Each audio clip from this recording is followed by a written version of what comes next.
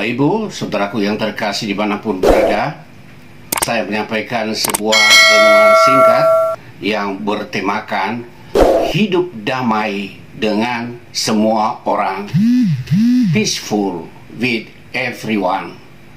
Saya membacakan ayat firman Tuhan yang diambil dari surat Ibrani pasal yang ke-12 ayat yang ke-14a.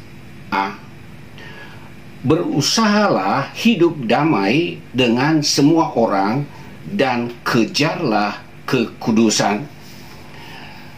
Saudaraku yang terkasih, sejak Adam dan Hawa jatuh di dalam dosa, ada banyak kejahatan-kejahatan yang terjadi di antara manusia dan ditandai dengan adanya keangkuhan hidup, kesombongan, adanya iri hati, dengki, kebencian, egoisme, yaitu mementingkan diri sendiri, dan faktor-faktor yang lainnya. Ini semua mendorong manusia melakukan kejahatan dan akhirnya terjadi pertengkaran, perkelahian, saling bunuh-membunuh, dan permusuhan. Firman Tuhan dalam kitab Ibrani pasal 12 ayat 14a tadi memang ditujukan kepada orang-orang Israel yang hidup di tengah-tengah bangsa lain pada saat itu. Dan ketika mereka berada di tengah bangsa-bangsa lain, ada perbedaan ras, perbedaan budaya, perbedaan kepercayaan, gaya hidup, dan akhirnya ini menjadi pemicu terjadinya pertentangan dalam interaksi sosial. Untuk bisa hidup damai dengan orang lain, memang harus hidup kudus sebagai prasyarat untuk mewujudkannya. Hidup kudus dimaksud berarti kita menjauhkan diri dari cara hidup duniawi yang ditandai adanya iri hati, dengki, sikap tidak menghargai orang lain dalam budaya atau kepercayaan yang dianutnya, sikap egois, sikap memihak karena adanya perbedaan-perbedaan. Ini gaya hidup duniawi.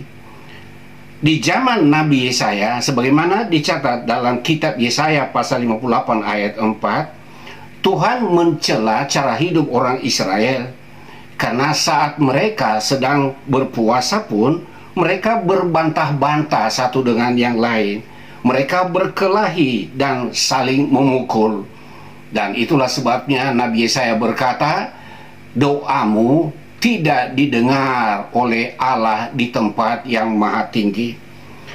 Hidup damai dengan semua orang tanpa kebencian, meskipun perlu dicatat bahwa ketika kita hilang kepercayaan kepada seseorang karena di masa lalu ia pernah melakukan penipuan yang disengaja, pernah melakukan tindakan-tindakan tercela, terlebih tindakan berkhianat, maka sekalipun kita sudah mengampuni dia, pasti kita harus ada kewaspadaan.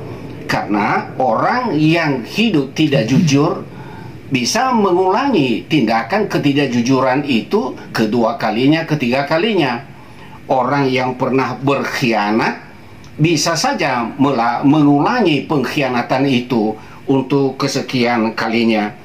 Karena itu jangan sampai diasumsikan bahwa kalau kita sudah mengampuni seseorang dan kita sudah hidup berdamai dengan orang lain, secara otomatis tingkat kepercayaan yang hilang telah pulih kembali. Itu harus dibedakan. Itu dua hal yang berbeda. Mengampuni orang tidak secara otomatis kepercayaan kita terhadapnya secara otomatis pulih. Tidak demikian.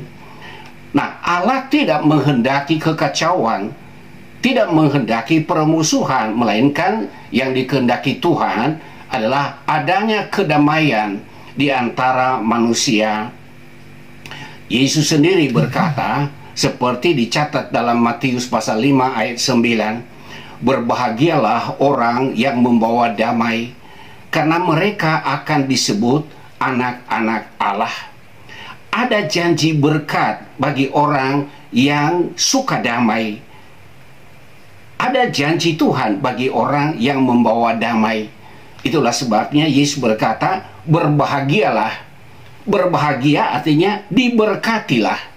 Dan berkat dari Tuhan itu terwujud dalam bentuk berkat-berkat rohani dan berkat-berkat jasmani. Apakah saudara mau diberkati Tuhan? Jika saudara ingin diberkati Tuhan, maka hidup damailah dengan semua orang tanpa melihat perbedaan. Perbedaan suku, perbedaan budaya, perbedaan warna kulit, dan perbedaan kepercayaan yang dianutnya.